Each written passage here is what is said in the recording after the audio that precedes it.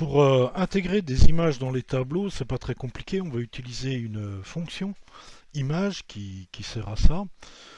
Donc évidemment, on peut les intégrer sur un rapport. On peut intégrer des images de fond, pas mal de choses pour mettre un peu de design au niveau du rapport. Nous, on va simplement faire un petit rapport histoire de revoir tout ça. Donc il s'appellera rapport 02 list vidéo JSON pour pouvoir les catégoriser à partir de la source de données qu'on a utilisée précédemment. Alors comme je le disais, la fonction qui permet d'afficher des images s'appelle image. Elle prend en paramètre l'URL de l'image. Alors évidemment, il faut avoir une URL d'une image distante généralement. Et puis éventuellement, en paramètre secondaire, on peut mettre un texte alternatif, un peu comme les alt qu'on retrouve sur les images qu'on fait de l'intégration HTML, CSS. Alors on va créer des champs images avec notre source de données, puisque on a l'affiche du film. Et puis on va les afficher dans un tableau tout simple. Après on peut utiliser d'autres choses. C'est simplement pour voir le principe. Alors ça on l'utilise souvent. Par exemple quand on fait des synthèses sur des gammes de produits, etc., etc.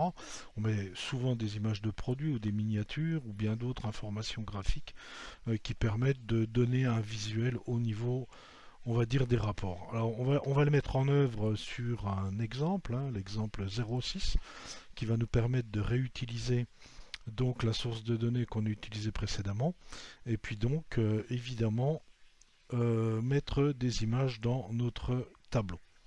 Alors on va toujours faire la même chose. Bon, je me suis mis sur les rapports. Depuis ici, on va créer un rapport vide dès le départ. Et puis évidemment, on va prendre notre feuille de calcul. Et puis on va prendre la liste vidéo JSON qu'on avait utilisé précédemment avec exactement les mêmes paramètres, et puis on va l'ajouter donc au rapport. On confirme. Puis donc voilà notre rapport, il nous le met un peu n'importe comment, donc on va mettre simplement au niveau du rapport, on va déjà mettre l'image. Donc ici, voilà. Alors vous voyez que l'image effectivement c'est l'adresse de l'image du film. Ensuite, on va mettre le titre du film. L'ID, j'en ai pas besoin. Et puis l'année et la durée, ça permettra de revoir un petit peu ça. Alors vous pouvez les glisser, déposer ou pouvoir les rajouter depuis ici. C'est exactement la même chose. Après, utilisez ce qui vous semble le plus cohérent. On va agrandir un petit peu les colonnes. Bon, je peux agrandir carrément le rapport. Et puis le record count, on n'en a pas besoin, donc on va l'enlever. Voilà. Alors je vais limiter un peu la taille des vidéos. Pour l'instant, je vais la limiter à 10. Donc en visuel, puisqu'ici on aura les affiches. Alors en même temps que vous limitez, pensez toujours, à cause de la pagination, de dire que vous avez 10 pages sur votre rapport. Ok, a priori c'est bon. Donc là, je vais créer donc un champ supplémentaire qui va me permettre de prendre cette URL et d'afficher l'image à la place avec la fonction image. Donc je clique simplement sur ajouter un champ. Donc le nom du champ, je vais l'appeler affiche. Voilà. Et puis la formule, je vais appeler la formule image. Donc qui va me permettre à partir de l'image du film qui est ici. Donc image.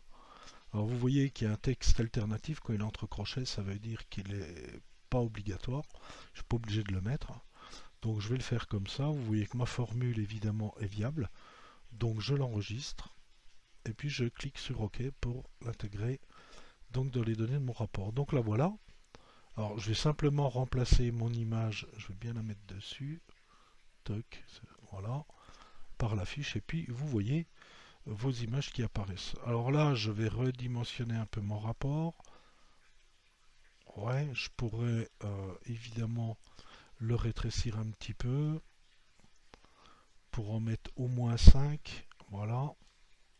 Alors après, évidemment, je ne le fais pas, mais vous pouvez aller sur les styles pour pouvoir donner un style aux entêtes, changer les polices, les couleurs, etc. etc. Je vous laisse faire de ce côté-là, c'est pas très compliqué. Puis bon, vous faites quand même du web design, donc ça devrait pas vous poser des difficultés énormes. Et puis donc, évidemment, comme je l'ai relimité à 5, il faut que je sois cohérent avec ma pagination. Pensez évidemment à modifier le nombre d'éléments que vous voyez. Alors évidemment, vous pouvez toujours aller sur la vue pour vérifier que tout fonctionne correctement au niveau de votre pagination. Vous voyez les numéros. Je pourrais les agrandir un peu. Donc toujours un petit peu de mise en forme à faire. Mais bon, on va pas forcément perdre de temps là-dessus. Donc vous voyez, faire attention. Donc après, il faut jouer sur les polices, etc., etc., pour pouvoir avoir quelque chose de cohérent et puis largeur de colonne, etc., etc. Donc ça, c'est de la mise en page. Je ne vais pas perdre de temps là-dessus. Donc voilà, tout simplement pour ajouter des images quand vous avez des références de fichiers au niveau de vos tableaux ou vos graphiques.